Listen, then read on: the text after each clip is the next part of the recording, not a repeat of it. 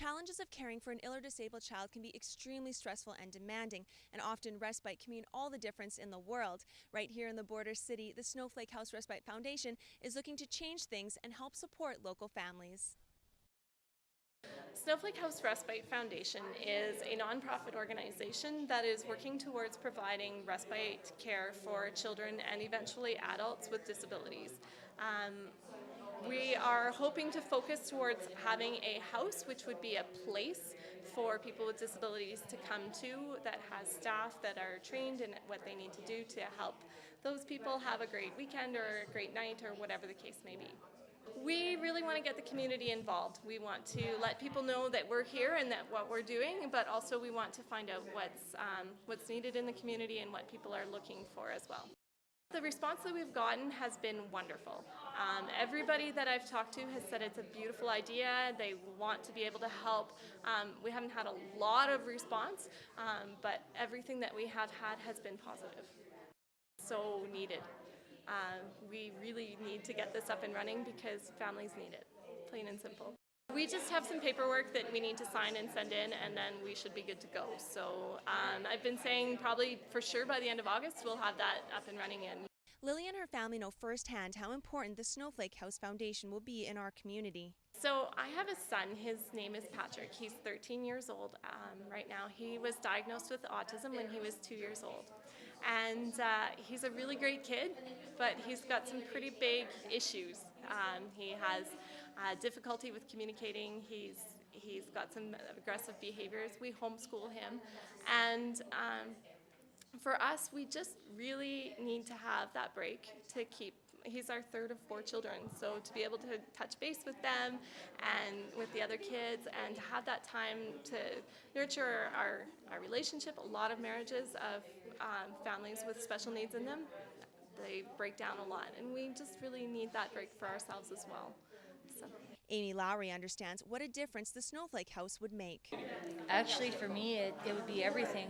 My son's almost 7 years old. He was diagnosed at birth with X-linked hydrocephalus. Later on, he was diagnosed with cerebral palsy and scoliosis. My son doesn't walk. He's wheelchair bound. He's tube fed, so he doesn't communicate either. So, when as a parent you don't understand what they're wanting exactly, it's very stressful. So, and I mean, I have 2 other kids that are older. They don't understand why I'm spending so much time with him and stuff like that. So they feel maybe a little excluded.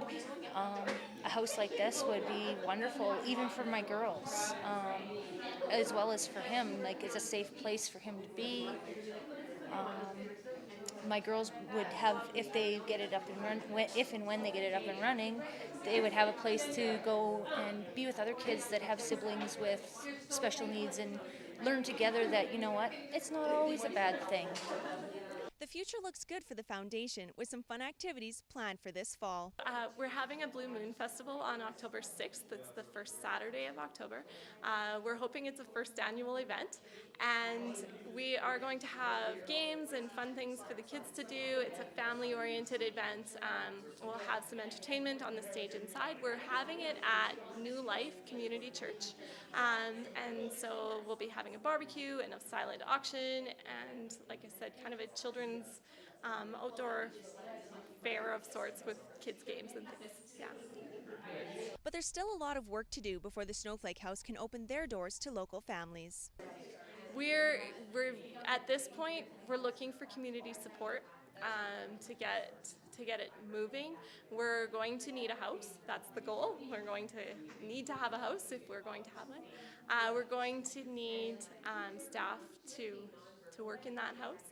And of course, we're going to need families to trust us with their kids, because that's a big part of the equation as well.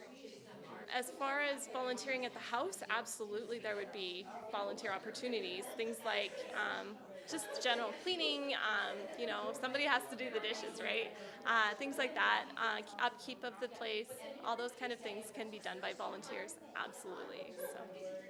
I hope this gets up and running, and I hope that the community understands that this is really an important item for our community, not just for the kids with special needs, but for the parents and the siblings and even extended family.